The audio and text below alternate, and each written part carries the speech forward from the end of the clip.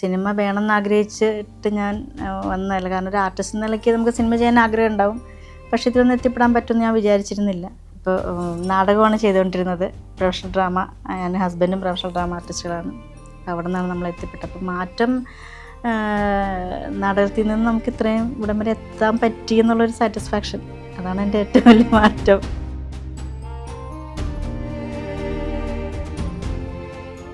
ഞങ്ങൾ ഇതുവരെ കാണാത്ത ജയക്കുറുപ്പിനെയാണ് ശരിക്കും ഈ സിനിമയിൽ കണ്ടിട്ടുള്ളത്. എനിക്ക് ചെയ്ത പെർഫോമൻസ് ആണെങ്കിലും എല്ലാ ആർട്ടിസ്റ്റും ഒരിക്കലും ചെയ്യണം എന്ന് ആഗ്രഹിക്കുന്ന പല കാര്യങ്ങളും ഈ പടത്തിൽ ചെയ്തിട്ടുണ്ട്. ശരിക്കും ഇത് കേൾക്കുന്ന സമയത്ത് അത് ഞാൻ അടിച്ച് പൊളിക്കാൻ വേണ്ടി പോവാണ് പല സീനുകളും, അങ്ങനെയായിരുന്നു മനസ്സിൽ. എനിക്ക് തന്നെ സെറ്റിൽ ഉറങ്ങാത്ത ഞങ്ങൾ 2-3 പേര് മാത്രമേ ഉള്ളൂ എന്ന് എനിക്ക് തോന്നുന്നു. ഈ മെയിൻ ആയിട്ട് 2 പേര്. ഞാൻ ഇങ്ങനെ എനിക്ക് ഇരിക്കാൻ ആയിട്ട് തോന്നൂല. ഇന്ന് കഴിഞ്ഞാൽ ഇപ്പോൾ ഉറങ്ങിപ്പോയാലോ, അല്ലെങ്കിൽ ഇതിനെക്കുറിച്ച് തന്നെയായിരുന്നു ചിന്ത. എസ്പെഷ്യലി എൻ്റെ വെഡിങ് ആനിവേഴ്സറി ആയിരുന്നു ആ ടൈമിൽ, ഏപ്രിൽ 28. ഒക്കെ നല്ല നല്ല മെമ്മറീസ് ഒക്കെ ആയിരുന്നു ആ ടൈമിൽ. പ്രണവുമായിട്ടുള്ള ഒരു കോമ്പിനേഷൻ എങ്ങനെയായിരുന്നു ശരിക്കും? ഇതൊരു ഹൊറർ മൂവിയാണ്, നമ്മളൊരു ഒരു ഗിവ് ആൻഡ് ടേക്ക് ഉണ്ട്. കാരണം കൂടെ നമ്മളൊരു 100% ഇട്ടാൽ നമുക്ക് അത് കൂടുതൽ കൊടുക്കാൻ പറ്റും. അപ്പൊ ആ ഒരു സീനുകളിലൊക്കെ എങ്ങനെയായിരുന്നു നിങ്ങൾ ഒരുമിച്ചുള്ള ഒരു പെർഫോമൻസ്? ഈ പറഞ്ഞ കൊടുക്കൽ വാങ്ങലുകളായിരുന്നു. പുള്ളി തരുന്നതിന് നമുക്ക് ഭയങ്കരമായിട്ട് ചെയ്യാൻ പറ്റുന്നുണ്ടായിരുന്നു. പിന്നെ പുള്ളി വളരെ കൂളാണ്, എപ്പോഴും ഭയങ്കര ചില്ലായിട്ട് നടക്കുന്നൊരു. നമ്മൾ വരുമ്പോഴേറ്റ് ചേച്ചി ഇരുന്നോ എന്നൊക്കെ പറഞ്ഞിട്ട് ഭയങ്കര, അപ്പോൾ നമുക്ക് ഭയങ്കര ഇഷ്ടം തോന്നും. പക്ഷെ ഫസ്റ്റ് ടൈം എന്നെ കണ്ടപ്പോൾ ചിരിച്ചു കാണിച്ചു. ഞാൻ മിണ്ടാൻ പോയില്ല, കാരണം വെച്ചാൽ നമുക്കൊരു പേടിയുണ്ടല്ലോ എങ്ങനെയായിരിക്കും ബിഹേവ് ചെയ്യുന്നതെന്നുള്ളത്. എന്നിട്ട് കുറച്ച് നേരം കഴിഞ്ഞപ്പോൾ എൻ്റെ അടുത്തേക്ക് വന്നിട്ട് നമ്മൾ പരിചയപ്പെട്ടില്ല ചേച്ചി എന്ന് പറഞ്ഞു. അപ്പോൾ ഞാൻ പറഞ്ഞു തിരക്കാവും എന്ന് വെച്ചിട്ടാണ് ഞാൻ മിണ്ടായിരുന്നത്. കാരണം ഈ വേഷം ചെയ്യുന്ന ടെൻഷനൊക്കെ ഉണ്ടാവുമല്ലോ, നമ്മളെയൊന്ന് ശല്യപ്പെടുത്തുന്നത് ശരിയല്ലല്ലോ എന്ന് പറഞ്ഞിട്ട് ചിരിച്ചു കാണിച്ചിട്ട് പോയി. പല ഹൊറർ സിനിമയിലെ പല സീക്വൻസും കാണുന്ന സമയത്ത് ഒരു ആളുകളുടെ പൊട്ടിച്ചിരികൾ കാരണം ആ മൂഡ് സ്പോയിലർ ആവുന്ന സിറ്റുവേഷൻസ് വരാറുണ്ട്. ഇപ്പൊ ഒരുപാട് പേര് പറഞ്ഞു അത് എൻജോയ് ചെയ്യാൻ പറ്റാത്ത അവസ്ഥ. അപ്പൊ അതിനെ കുറിച്ച് എന്താ പറയാനുള്ളത്? ശരിക്കും വളരെ കഷ്ടമാണത്. കാരണം എത്ര കഷ്ടപ്പെട്ടാണ് ഈ സംഗതി ഇങ്ങനെ എത്തിക്കുക എന്നുള്ളത് ചിന്തിക്കാതെയാണല്ലോ അവർ പറയണത്. പിന്നെ അവരെ സംബന്ധിച്ചിടത്തോളം ഇതൊന്നും ചിന്തിക്കേണ്ട കാര്യമില്ല. ആസ്വദിക്കാൻ വന്നിരിക്കുന്നവർക്ക് ഏത് രീതിയിൽ ആസ്വദിക്കാം. നമുക്ക് അവരോടൊന്നും പറയാൻ പറ്റില്ലല്ലോ.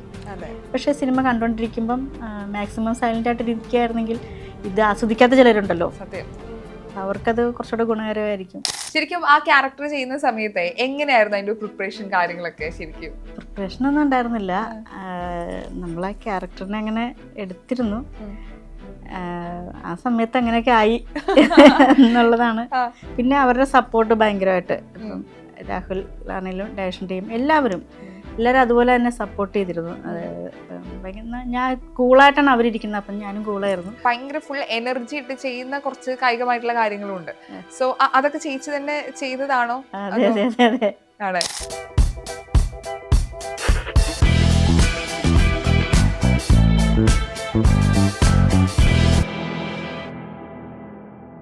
ഹായ്, ഹലോ, നമസ്കാരം. സൈനസത് പ്ലസിന്റെ എല്ലാ പ്രേക്ഷകർക്കും സ്വാഗതം. This is me Shijina Jose Prakash. ഇപ്പോൾ തിയേറ്ററിൽ സക്സസ്ഫുള്ളി റണ്ണായിക്കൊണ്ടിരിക്കുന്ന ഡിയേഴ്സ് ഇറൈ എന്ന ഏറ്റവും പുതിയ ചിത്രത്തിന്റെ വിശേഷങ്ങളുമായിട്ട് ഇന്ന് എൻ്റെ കൂടെ ജോയിൻ ചെയ്യുന്നത് ഈ സിനിമയിലെ പ്രധാന വേഷം കൈകാര്യം ചെയ്ത് ഞങ്ങളെയൊക്കെ ഞെട്ടിച്ച ഒരാളാണ് ജയക്കുറുപ്പ്. സ്വാഗതം. Thank you. ഞാൻ ഇന്നലെ ആ പടം കണ്ടേ, സത്യത്തിൽ ആ ഹാങ് ഓവർ മാറിയിട്ടില്ല. ഈ പടം കണ്ട എല്ലാവരും ഒരു പേര് റിപ്പീറ്റ്ലി പറഞ്ഞുകൊണ്ടിരിക്കുകയാണ്, ജയക്കുറുപ്പ്. ഒരു ആർട്ടിസ്റ്റ് എന്ന നിലയിൽ ഏറ്റവും സന്തോഷമുള്ള ഒരു നിമിഷത്തിലൂടെ കടന്നു പോവാണ്. എങ്ങനെയുണ്ട് റെസ്പോൺസ് ഒക്കെ? നല്ല റെസ്പോൺസാണ്, നല്ല സന്തോഷത്തിലാണ്. എല്ലാവരും നല്ല ഹാപ്പിയാണ്. ഒത്തിരി പേര് വിളിച്ചു, പിന്നെ മെസ്സേജുകൾ കുറെ വരുന്നുണ്ട്, ഒരുപാട് കോൾസ് വരുന്നുണ്ട്. ഏറ്റവും സന്തോഷിപ്പിച്ച ഒരു കോൾ ഉണ്ടോ? ഞാനിതിനെ മൊത്തത്തിൽ എല്ലാം ഭയങ്കര ഹാപ്പി ആയിട്ടാണ് എല്ലാം അതിൻ്റെ എത്ര തീവ്രതയിലാണ് അത്രയും അല്ലാണ് ഞാൻ എടുത്തിരിക്കുന്നത്. ഇപ്പൊ ഞാൻ വരുമ്പോ പറഞ്ഞത് സ്ക്രീനിൽ കാണുന്ന പോലെ അല്ലല്ലോ, ഇത്രയും ചെറുപ്പാണോ? ഇഷ്ടപ്പെട്ടു. എങ്ങനെ ഡിയേഴ്സ് ഇറയില് വരുന്നത്? എങ്ങനെയാ ഈ സിനിമയുടെ ഭാഗമാവുന്നത്? എങ്ങനെയാ? എന്നെ അതിൽ സിദ്ധാർത്ഥ് ആളാണ് വിളിക്കണത്. നേരെ ഡയറക്ഷൻ ടീമിലുള്ളതാണ്. ആൾ വിളിച്ചിട്ട് മീറ്റിങ്ങിന് വരാൻ പറഞ്ഞു. അപ്പം ചെന്നു. അപ്പം രാഹുൽ സദാശിവൻ പുള്ളി സ്റ്റോറി പറഞ്ഞു. ഇങ്ങനെ നമ്മുടെ ക്യാരക്ടറിൻ്റെ മാത്രമേ പറഞ്ഞുള്ളൂ, പിന്നെ ഔട്ട്ലൈൻ പോലെ. പിന്നെ സെക്കൻഡ് മീറ്റിംഗ് ഉണ്ടായിരുന്നു. അപ്പം ഞാൻ അവർക്ക് ഓക്കെയാണ്, ഞാൻ ഓക്കെ ആണെങ്കിൽ അവർ സന്തോഷമെന്ന് പറഞ്ഞു. അപ്പം നമ്മൾ 100% ഓക്കെ ആണല്ലോ. അങ്ങനെയാണ് ആ. ഇതിലേക്ക് എത്തിപ്പെട്ടു. ഈ ഹിറ്റ് സമ്മാനിച്ച നമ്മുടെ ഡയറക്ടറിന്റെ ആ ഒരു പേരാണോ ശരിക്കും, എന്താ ശരിക്കും ഇതിൽ ഇന്നാക്കിയത് ശരിക്കും? എനിക്ക് ഭ്രമയുഗത്തിൻ്റെ ടീം എന്ന് പറഞ്ഞുണ്ടായിരുന്നുള്ളൂ. ആ. അപ്പോൾ ഇതിൽ രാഹുൽ സദാശിവനാണോ ഡയറക്ടർ എന്നുള്ളത് നമുക്ക് ശരിക്കും അറിയില്ലായിരുന്നു. ഉം. ടീം എന്ന് പറയുമ്പോഴത്തേക്കും പ്രൊഡക്ഷൻ അങ്ങനെ എന്തെങ്കിലും ആവാമല്ലോ. ഉം. അപ്പോൾ ചെന്നപ്പോഴാണ് രാഹുലാണ് ചെയ്യുന്നത് എന്നുള്ളത് എനിക്ക് കൺഫേം ആയത്. അപ്പം എല്ലാം നമുക്കൊരു സ്പെഷ്യലായിരുന്നു. ഇപ്പോൾ രാഹുൽ ആണെങ്കിലും ഭ്രമയുഗത്തിൻ്റെ ടീം എന്ന് പറയുമ്പോഴും നമ്മൾ അത്രയും അതിനെ ഹൈപ്പിൽ കാണുന്നതാണല്ലോ. അതെ, എല്ലാം നമുക്കൊരു സ്പെഷ്യൽ സാധനമായിരുന്നു. ഈ എൽസമ്മയെ ഞങ്ങൾ സ്ക്രീനിൽ കാണുന്ന സമയത്ത് എന്റെ പൊന്നെ എന്തൊരു എനർജിയാണ് എന്ന് തോന്നിപ്പോയെ. കാരണം ഓരോ സീരിയലും ഇത്രയും കണ്ട് ആ ഒരു പ്രായത്തിലുള്ള ഒരു എനർജി ശരിക്കും ആ ക്യാരക്ടർ ചെയ്യുന്ന സമയത്ത് എങ്ങനെയായിരുന്നു അതിന്റെ പ്രിപ്പറേഷൻ കാര്യങ്ങളൊക്കെ? ശരിക്കും പ്രിപ്പറേഷൻ ഒന്നും ഉണ്ടായിരുന്നില്ല. നമ്മൾ ആ ക്യാരക്ടറിനെ അങ്ങനെ എടുത്തിരുന്നു. ആ സമയത്ത് അങ്ങനെയൊക്കെ ആയി എന്നുള്ളതാണ്. പിന്നെ അവരുടെ സപ്പോർട്ട് ഭയങ്കരമായിട്ട്, ഇപ്പം രാഹുൽ ആണെങ്കിലും ഡയറക്ഷൻ ടീം എല്ലാവരും അതുപോലെ തന്നെ സപ്പോർട്ട് ചെയ്തിരുന്നു. ഞാൻ കൂളായിട്ടാണ് അവരിയ്ക്കുന്നത്, അപ്പം ഞാനും കൂളായിരുന്നു. ഡയറക്ടർ ആക്ടറാണെന്ന് തോന്നുന്നല്ലേ? അതായത് ഇപ്പം ഒരു ഡയറക്ടർ പറയുന്നത് അതനുസരിച്ച് സ്പോട്ടിൽ ചെയ്യുക എന്നത് ചില ആക്ടേഴ്സ് ഉണ്ട് കയ്യിൽ നിന്ന് ഇടുന്നതും. ഇതിലേതാ ശരിക്കും ഡയറക്ടർ പറഞ്ഞ അതുപോലെ അങ്ങ് ചെയ്യുന്ന ഒരു അത് രണ്ടുപേരുടെയും കൂടെ ഒരു ഇതിൽ വരുമ്പോഴല്ലേ നമ്മൾ സിങ്ക് ആവുക. അതെ. ഇപ്പൊ ആള് പറയുന്നത് ഇപ്പൊ പക്ഷെങ്കിൽ നമ്മൾ ചെയ്യുന്നത് ഓക്കെ അല്ലെങ്കിൽ ചേച്ചി അതല്ല അങ്ങനെയല്ല ഇങ്ങനെയെന്ന് പറയും. അപ്പൊ നമ്മൾ അങ്ങനെ ചെയ്തു കൊടുക്കുക. അല്ലാതെ ചില നിമിഷങ്ങളിൽ നമ്മൾ ചെയ്യുന്നതും ഇപ്പൊ ഡയറക്ടറെ ഭാഗത്തുനിന്ന് പുള്ളി മനസ്സിൽ കണ്ട സാധനം കൂടെ ഒരുമിച്ച് വരുമ്പോൾ ഉണ്ടാകുന്നൊരു സിങ്ക് ഉണ്ടല്ലോ, അത് അങ്ങനെ എനിക്ക് അങ്ങനെ തന്നെയാണ് എപ്പോഴും വരാറെന്ന് എനിക്ക് തോന്നുന്നു. ഞങ്ങൾ ഇതുവരെ കാണാത്ത ജയക്കുറുപ്പിനെയാണ് ശരിക്കും ഈ സിനിമയിൽ കണ്ടിട്ടുള്ളത്. എനിക്ക് ചെയ്ത പെർഫോമൻസ് ആണെങ്കിലും എല്ലാ ആർട്ടിസ്റ്റും ഒരിക്കലും ചെയ്യണം എന്ന് ആഗ്രഹിക്കുന്ന പല കാര്യങ്ങളും ഈ പടത്തിൽ ചെയ്തിട്ടുണ്ട്. ശരിക്കും ഇത് കേൾക്കുന്ന സമയത്ത് ഈശ്വരാ ഇത് ഞാൻ അടിച്ചു പൊളിക്കാൻ വേണ്ടി പോവാണ് പല സീനുകളും, അങ്ങനെയായിരുന്നു മനസ്സിൽ? അങ്ങനെയൊന്നും ഓർത്തില്ല. ഇതിപ്പം ഇങ്ങനെയൊക്കെയാണെന്ന് പറഞ്ഞു. അപ്പം ശരി ഓക്കെ. അപ്പം നമ്മൾ അത്രയും ഹെവി ആയിരിക്കും വിചാരിച്ചില്ല ചെയ്ത സമയത്ത്. ചെയ്ത സമയത്ത് പറഞ്ഞ സമയത്ത് പിന്നീട് അതിലേക്ക് ചെയ്യുമ്പോൾ ഈസി ആയിരുന്നു. ഈസി എന്നൊന്നും പറയാൻ പറ്റില്ല.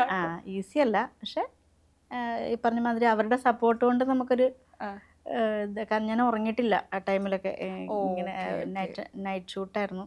Day and night. ഒരു ഉച്ചയ്ക്ക് ഒരു 3 മണിക്ക് തുടങ്ങി വെളുപ്പിന് 5:30 വരെയുള്ള കണ്ടിന്യൂ ഒരു 3-4 ദിവസം അടുപ്പിച്ചങ്ങനെ 4-5 ദിവസം അടുത്തോളം അടുപ്പിച്ചങ്ങനെയായിരുന്നു. അതായത് നമ്മളിപ്പം നമുക്ക് പറയാൻ പറ്റില്ലെങ്കിലും ഇപ്പം ആളുകൾ ചർച്ച ചെയ്യുന്ന ആ സീനുകളൊക്കെ അത്യാവശ്യം ഇത്ര നീണ്ടു നിന്നിട്ടുണ്ട്. അപ്പോൾ അത് എനിക്ക് തന്നെ സെറ്റിൽ ഉറങ്ങാത്ത ഞങ്ങൾ 2-3 പേര് മാത്രമേ ഉള്ളൂ എന്ന് എനിക്ക് തോന്നുന്നു.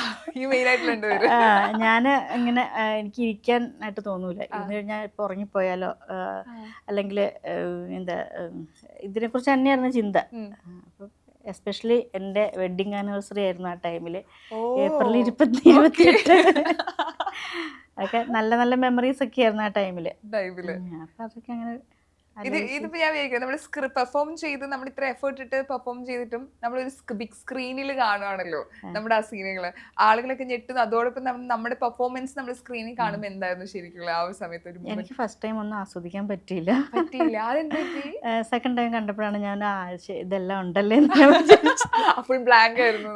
അത് പേടിയും എല്ലായിട്ട് ഞാൻ ചേട്ടായിയുടെ കയ്യിൽ മുറുക്കെ പിടിച്ച്, ഞാൻ ചേട്ടായിനെ ഹസ്ബൻഡിനെ വിളിക്കണേ, ആളുടെ കയ്യിൽ മുറുക്കെ പിടിച്ചിട്ടിരിക്കുകയായിരുന്നു. ഇത് നമുക്ക് സിനിമയാന്ന് അറിയാം, ഇത് ഷൂട്ടിംഗ് ആണെന്ന് അറിയാം, അതിൽ പാർട്ടായിട്ടുള്ള ആളുകളല്ലേ. അപ്പൊ നിങ്ങൾ തിയേറ്ററിൽ പോകുമ്പോൾ നിങ്ങൾക്ക് ആ ഒരു ഫീൽ കിട്ടുമോ ശരിക്കും നമ്മൾ ഷൂട്ട് ചെയ്ത ഭാഗങ്ങളൊക്കെ? എന്റെ ഒരു ഇതിൽ എനിക്ക് ഫസ്റ്റ് ടൈം ഒന്നും കിട്ടില്ല എന്ന് എനിക്ക് തോന്നുന്നു. പിന്നെ ഇതെങ്ങനെയാവും നമ്മൾ ചിന്തിച്ചിരിക്കായിരിക്കില്ല അന്നേരം. പിന്നെ രണ്ടാമത്തെ പ്രാവശ്യമൊക്കെ കണ്ടു കഴിയുമ്പോഴത്തേക്കാണ് നമ്മൾ ആസ്വദിച്ചിരുന്ന കൊള്ളാം ഇതിങ്ങനെയായിരുന്നു അങ്ങനെയൊക്കെ ചിന്തിക്കുന്നത്. അല്ലാതെ എനിക്ക് എൻ്റെ ഒരു ഭാഷയിൽ അങ്ങനെയാണെന്ന് തോന്നുന്നു. ഇത് തിയേറ്ററിൽ ഒരു സീനുണ്ട്, ആളുകൾ കൈയടിച്ച് പോയ ഒരു സീനുണ്ട്. ശരിക്കും അത് എടുത്തു പറയേണ്ട ഒരു സീനാണ്. തിയേറ്ററിൽ പോയത് കാണുന്നവർ എന്തായാലും കണ്ടതാണ്. പ്രണവുമായിട്ടുള്ള ഒരു കോമ്പിനേഷൻ എങ്ങനെയായിരുന്നു ശരിക്കും? ഇതൊരു ഹൊറർ മൂവിയാണ്, നമ്മളൊരു ഗിവ് ആൻഡ് ടേക്ക് ഉണ്ട്. കാരണം കൂടെ നമ്മളൊരു 100% ഇട്ടാൽ നമുക്ക് അത് കൂടുതൽ കൊടുക്കാൻ പറ്റും.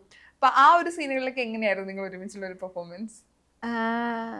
ഈ പറഞ്ഞ കൊടുക്കൽ വാങ്ങലുകളായിരുന്നു. പുള്ളി തരുന്നതിന് നമുക്ക് ഭയങ്കരമായിട്ട് ചെയ്യാൻ പറ്റുന്നുണ്ടായിരുന്നു. പിന്നെ പുള്ളി വളരെ കൂളാണ് എപ്പോഴും. ഭയങ്കര ചില്ലായിട്ട് നടക്കുന്നൊരു നമ്മൾ വരുമ്പോഴേറ്റ് ചേച്ചി ഇരുന്നോ എന്നൊക്കെ പറഞ്ഞിട്ട് ഭയങ്കര അപ്പോൾ നമുക്ക് ഭയങ്കര ഇഷ്ടം തോന്നും.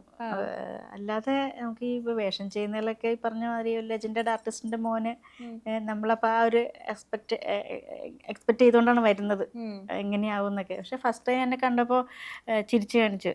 ഞാൻ മിണ്ടാൻ പോയില്ല, കാരണം വെച്ചാൽ നമുക്കൊരു പേടിയുണ്ടല്ലോ എങ്ങനെയായിരിക്കും ബിഹേവ് ചെയ്യുന്നതെന്നുള്ളത്. അപ്പോൾ ഞാൻ ഇങ്ങനെ നോക്കി എന്നുള്ളതല്ലാണ്ട് ഞാൻ ചിരിക്കൊന്നും ചെയ്തില്ല. അപ്പോൾ ആളവിടുന്ന് ചിരിച്ചു കാണിച്ചു. എന്നിട്ട് കുറച്ച് നേരം കഴിഞ്ഞപ്പോൾ എൻ്റെ അടുത്തേക്ക് വന്നിട്ട് നമ്മൾ പരിചയപ്പെട്ടില്ല ചേച്ചി എന്ന് പറഞ്ഞു.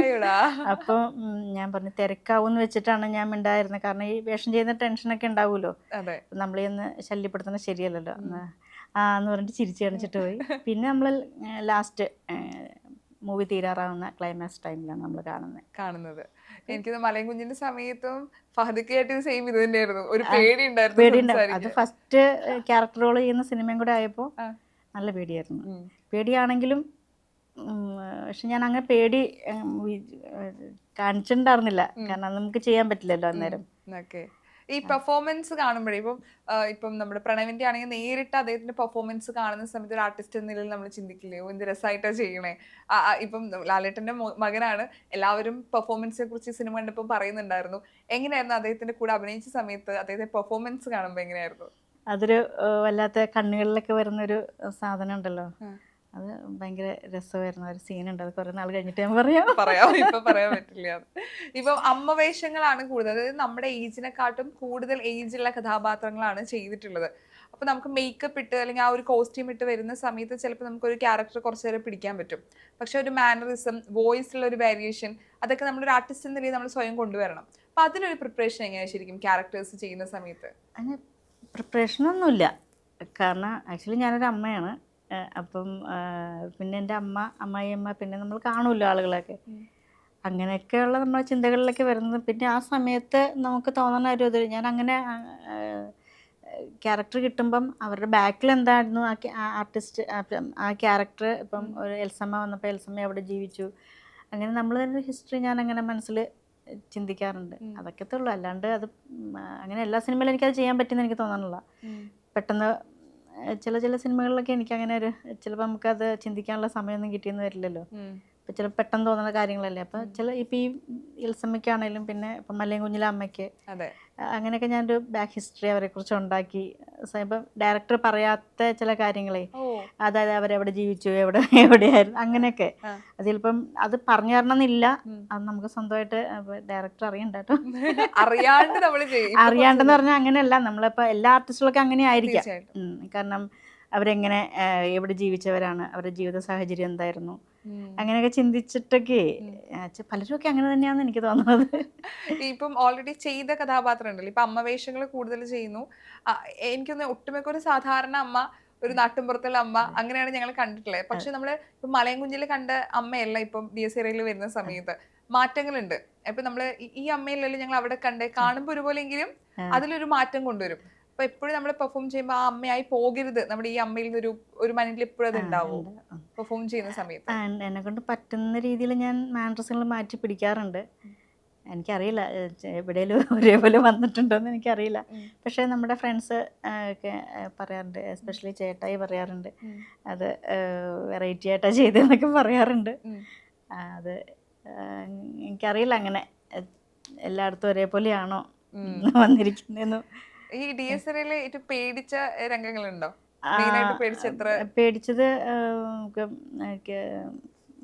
നമ്മുടെ ജിബിൻ്റെ വീട്ടിലെ സീൻ എനിക്ക് ഭയങ്കരമായിട്ട്, കാരണം അത് കസേര വലിക്കുന്നതും, പിന്നെ പ്രണവിൻ്റെ ഈ പറഞ്ഞ പോലെ തലയിൽ ഇത് മുടിയിൽ തഴുകണൊക്കെ ഇല്ലേ, അതൊക്കെ നല്ല പേടിയായി എനിക്ക്. ഇപ്പൊ നമ്മൾ നേരിട്ട് ഷൂട്ടിംഗ് സെറ്റ് കാണുന്ന സമയത്തെ പാർട്ട് വർക്കിനെ കുറിച്ച് എല്ലാവരും പറയണു. നമ്മൾ ആ സെറ്റ് ഇട്ട് കാണുമ്പോൾ തന്നെ നമുക്ക് ഒരു ഫീൽ കിട്ടും, ഇത് നമ്മൾ തിയേറ്ററിൽ എന്ത് ഗംഭീര സിനിമയാകാൻ പോവാണ്, ഇതൊരു ആളുകൾ ചർച്ച ചെയ്യാൻ പോകുന്ന സിനിമയാകാൻ പോവാണ്. അപ്പൊ ഷൂട്ടിംഗ് സെറ്റിലെ ഒരു ഫീൽ എങ്ങനെയാ ശരിക്കും ഇത് കണ്ട സമയത്ത്? ശരിക്കും നമുക്ക് അങ്ങനെ വിചാരിക്കുന്ന ഒരു സെറ്റ് എന്ന് പറയുന്നത് എൻ്റെ വീട് തന്നെയായിരുന്നു എന്ന് എനിക്ക് തോന്നുന്നു. അതെ, ഏറ്റവും കൂടുതൽ ഞങ്ങളെയും പേടിപ്പിച്ചത്. അപ്പൊ അതിന്റെ ഒറിജിനൽ വീടാണോ? അത് അവിടെ തന്നെ ചെന്നപ്പോൾ നമുക്ക് അങ്ങനെ ഒരു വല്ലാത്തൊരു മനസ്സിന് എന്തോ ചെറിയൊരു ഇതുപോലെ ഫീൽ ഉണ്ടായി. അത് മൊത്തത്തിൽ തുറന്നു പറയാൻ ഇച്ചിരി പറ്റത്തില്ല. പാടുണ്ട് എന്നൊക്കെ. അവിടെ കയറി ചെന്നപ്പോൾ തന്നെ അങ്ങനെ ഒരു ഇതായിരുന്നു നമുക്ക്, ഉം. വേറൊരു അന്തരീക്ഷം, അങ്ങനെയൊക്കെ ഒരു ഫീലാണ്. അതിൻ്റെ മറ്റേ ഭിത്തിയുടെ കളറും പരിപാടികളും എല്ലാം മാറാല. എല്ലാം ഒരു ശരിക്കും പ്രേതത്തിൽ വിശ്വാസം ഉണ്ടോ? വിശ്വാസം ഉണ്ടോന്ന് വെച്ചാൽ വിശ്വാസമൊന്നുമില്ല, പേടിയുണ്ട് നല്ല. പേടിയുണ്ട്. ഇവ നമ്മളെപ്പോഴും പറയാം ഹൊറർ സിനിമകൾ ഷൂട്ട് ചെയ്യുന്ന സെറ്റില് നമുക്ക് ആ ഒരു പ്രസൻസ് ഫീൽ ചെയ്യുമെന്ന് പറയാറുണ്ട്. അങ്ങനെ തോന്നിയിട്ടുണ്ടോ? അതെനിക്ക് തോന്നുന്നത് അത് ആ മൊത്തത്തിലുള്ള അവിടുത്തെ അവസ്ഥകളും വെച്ചിട്ട് അങ്ങനെ പറയണതായിരിക്കാം. അങ്ങനെ ഒരു ഫീൽ ഉണ്ടെങ്കിൽ നമുക്കൊരു ഒരു പരിധി വരെ ചെയ്യാൻ പറ്റില്ല എന്ന് തോന്നുന്നു. കാരണം ആ ഒരു എല്ലാവരും വളരെ സൈലൻ്റ് ആയിട്ടിരിക്കുക, പിന്നെ ഈ പറഞ്ഞ പോലെ തന്നെ ആർട്ട് പരിപാടികളുടെ ഒരു ഡൾനെസ്, ഇതെല്ലാം കൊണ്ടിട്ടായിരിക്കും അങ്ങനെ ഫീൽ ചെയ്യണത്. പിന്നെ ഇത് മിക്കവാറും നൈറ്റോ ഡേയോ ഒക്കെ ആണെങ്കിലും മൊത്തത്തിലൊരു ഒരു നമുക്ക് അങ്ങനെ പ്രത്യേകിച്ച് ഈ സിനിമ ചെയ്ത സമയത്ത് ചെറിയ പൊടിമഴകളും കാര്യങ്ങളൊക്കെ ഉണ്ടായിരുന്നു. അപ്പം ടോട്ടലി തണുപ്പോ, പിന്നെ അങ്ങനെയൊക്കെ തോന്നുമായിരിക്കും. ഇപ്പം നമ്മൾ തിയേറ്ററിൽ സിനിമ കാണുന്ന സമയത്ത് ഇപ്പൊ ഏറ്റവും കൂടുതൽ വരുന്ന ഒരുപാട് പേര് റിവ്യൂസിൽ പറഞ്ഞൊരു കാര്യമാണ്, പല ഹൊറർ സിനിമയിലെ പല സീക്വൻസും കാണുന്ന സമയത്ത് ഒരു ആളുകളുടെ പൊട്ടിച്ചിരികൾ കാരണം ആ മൂഡ് സ്പോയിലർ ആവുന്ന സിറ്റുവേഷൻസ് വരാറുണ്ട്. ഇപ്പൊ ഒരുപാട് പേര് പറഞ്ഞു അത് എൻജോയ് ചെയ്യാൻ പറ്റാത്ത അവസ്ഥ. അപ്പൊ അതിനെ കുറിച്ച് എന്താ പറയാനുള്ളത്? ശരിക്കും വളരെ കഷ്ടമാണത്. കാരണം എത്ര കഷ്ടപ്പെട്ടാണ് ഈ സംഗതി ഇങ്ങനെ എത്തിക്കുക എന്നുള്ളത് ചിന്തിക്കാതെയാണല്ലോ അവർ പറയണത്. എത്ര പേരുടെ എഫേർട്ടാണ്, എത്ര പേര് ഈ പറഞ്ഞ നൈറ്റ് ആൻഡ് ഡേ ഷൂട്ട്, ആർട്ടിസ്റ്റുകൾ എടുക്കുന്ന എഫേർട്ട്, അതിനേക്കാൾ ഉപരി ആർട്ടുകാർ, യൂണിറ്റ്, ഇവരെല്ലാം ഇത്ര കഷ്ടപ്പെട്ടിട്ടാണ്. പ്രൊഡ്യൂസറിൻ്റെ പൈസ, അവരിതെല്ലാം, ഡയറക്ഷൻ ടീമിൻ്റെ ഒരു എഫേർട്ട്, എത്ര ദിവസത്തെ എത്ര മാസങ്ങളുടെ ഫലമായിരിക്കും സിനിമയിലേക്ക് എത്തിക്കുക. അതൊന്നും ചിന്തിക്കാതെ ഓഡിയൻസ് ഇങ്ങനെ പറയുന്നത് വളരെ കഷ്ടമാണ്. പിന്നെ അവരെ സംബന്ധിച്ചിടത്തോളം ഇതൊന്നും ചിന്തിക്കേണ്ട കാര്യമില്ല. ആസ്വദിക്കാൻ വന്നിരിക്കുന്നവർക്ക് ഏത് രീതിയിൽ ആസ്വദിക്കാം. നമുക്ക് അവരോടൊന്നും പറയാൻ പറ്റില്ലല്ലോ. പക്ഷേ സിനിമ കണ്ടുകൊണ്ടിരിക്കുമ്പം മാക്സിമം സൈലൻ്റ് ആയിട്ട് ഇരിക്കുകയായിരുന്നെങ്കിൽ, ഇത് ആസ്വദിക്കാത്ത ചിലരുണ്ടല്ലോ, അവർക്കത് കുറച്ചുകൂടെ ഗുണകരമായിരിക്കും. പറയാനല്ലേ പറ്റുള്ളൂ എന്നുള്ള. ഇപ്പം ഓൾറെഡി ഷൂട്ട് ചെയ്യുന്ന സമയത്ത് അല്ലെങ്കിൽ നമ്മൾ കഥ തിരഞ്ഞെടുക്കുന്ന സമയത്ത് ഇപ്പൊ ഒരു 2 വർഷത്തെ സിനിമകൾ നോക്കുകയാണെങ്കിൽ തന്നെ എടുത്ത സിനിമകളൊക്കെ മികച്ച കഥയും കഥാപാത്രങ്ങളാണ്. അപ്പൊ ഈ അമ്മ റോളുകളിൽ നിന്ന് എങ്ങനെയാണ് മികച്ച റോളുകൾ തിരഞ്ഞെടുക്കുന്നത്, അല്ലെങ്കിൽ കഥകൾ എങ്ങനെയാണ് തിരഞ്ഞെടുക്കുന്നത്? എനിക്കങ്ങനെ അമ്മയല്ലാത്തൊരു പരിപാടി കിട്ടിയത് നമ്മുടെ ഹൃദയപൂർവ്വത്തിലെ സത്യൻ സാറ് പറഞ്ഞിട്ട് എന്നെ വിളിച്ചാണ്. ഉള്ളൊഴുക്കിലെ ക്യാരക്ടർ കണ്ടിട്ട് അവർ തന്നെ വേണമെന്ന് പറഞ്ഞ് വിളിച്ചെന്നാണ് എൻ്റെ അടുത്ത് പറഞ്ഞത്. ഇങ്ങനെയുള്ള ക്യാരക്ടറിലേക്ക് വരുന്നതേ ഉള്ളൂ ശരിക്കും. എനിക്ക് തോന്നുന്നു ഇപ്പം മാറ്റങ്ങൾ വന്നത് പൊന്മാന് ശേഷമാണ് അത് വന്നത്. പിന്നെ ഓഫീസർ ഡ്യൂട്ടിയിലാണെങ്കിലും ഒരമ്മ, അവർക്ക് ഏജ് കുറവെന്നുള്ളതേ ഉള്ളൂ. ഏകദേശം സെയിം ഏജിൽ വന്നൊരു ക്യാരക്ടർ എന്ന് പറയുന്നത് ഓഫീസർ ഡ്യൂട്ടി മുതലാണ്. പിന്നെ നരയുന്നിട്ടില്ല, ഡൾനെസ് അധികം ആക്കിയില്ല, ഡള്ളില്ലായിരുന്നു അതിനകത്ത്. പിന്നെ സന്തോഷമാണ് ഈ ഹൃദയപൂർവ്വത്തിൽ ഈ ഒരു ക്യാരക്ടർ കിട്ടിയത്. മേക്കപ്പ് ഒന്നും ഡള്ളാക്കാണ്ടൊക്കെ കിട്ടിയതൊക്കെ.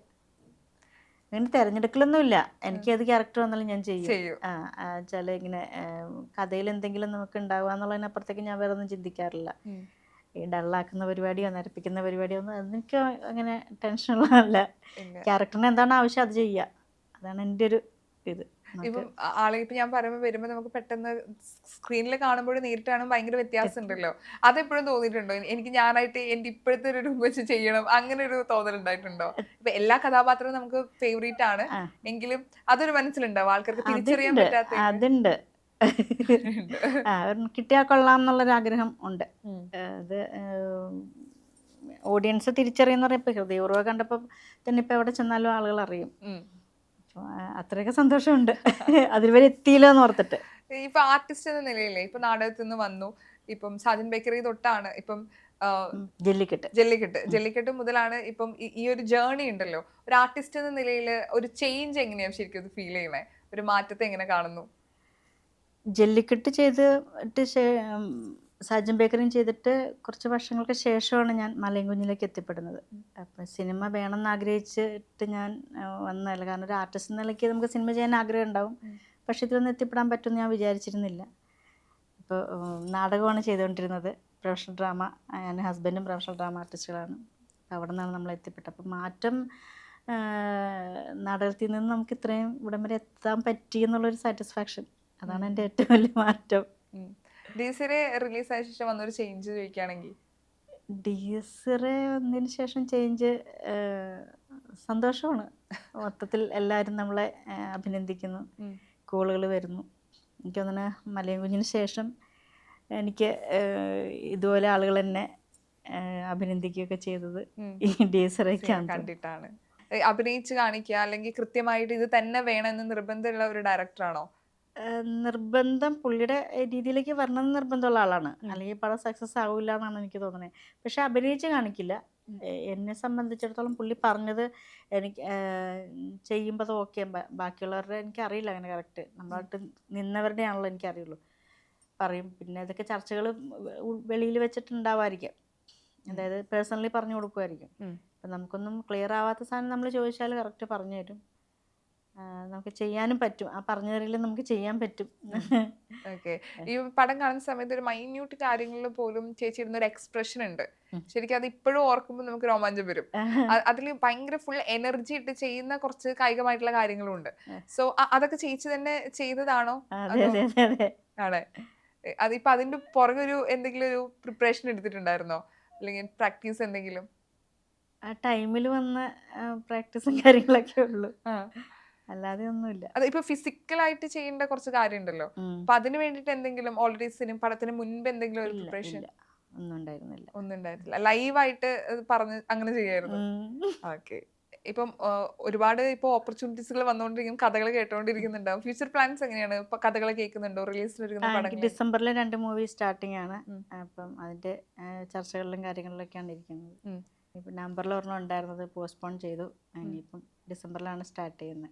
ഇപ്പോൾ ഓൾറെഡി എല്ലാവരും ചർച്ചാ വിഷയമാണ് ഇതിലെ കഥാപാത്രം.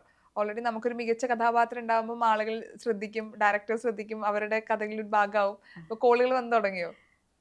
ഏകദേശമൊക്കെ അവിടെ നിന്ന് ഇവിടെ നിന്നൊക്കെ ആയിട്ട് വന്നു തുടങ്ങി.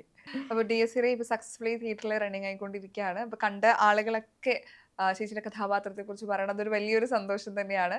ഒരു ഇനിയും സിനിമകൾ റിലീസിന് ഒരുങ്ങിയാണ്. അപ്പം മികച്ച കഥാപാത്രങ്ങൾ ഞങ്ങളും കാത്തിരിക്കുകയാണ് തിയേറ്ററിൽ കാണാൻ വേണ്ടിയിട്ട്. അപ്പോൾ എല്ലാവിധ ആശംസകളും നേരുന്നു. Thank you so much. Thank you. എന്നെ ഈ ഒരു ഇൻ്റർവ്യൂവിനെ വിളിച്ചതിനും സൈന ടീമിനോട് എൻ്റെ എല്ലാവിധ ആശംസകളും നന്ദി കടപ്പാടും. Thank you.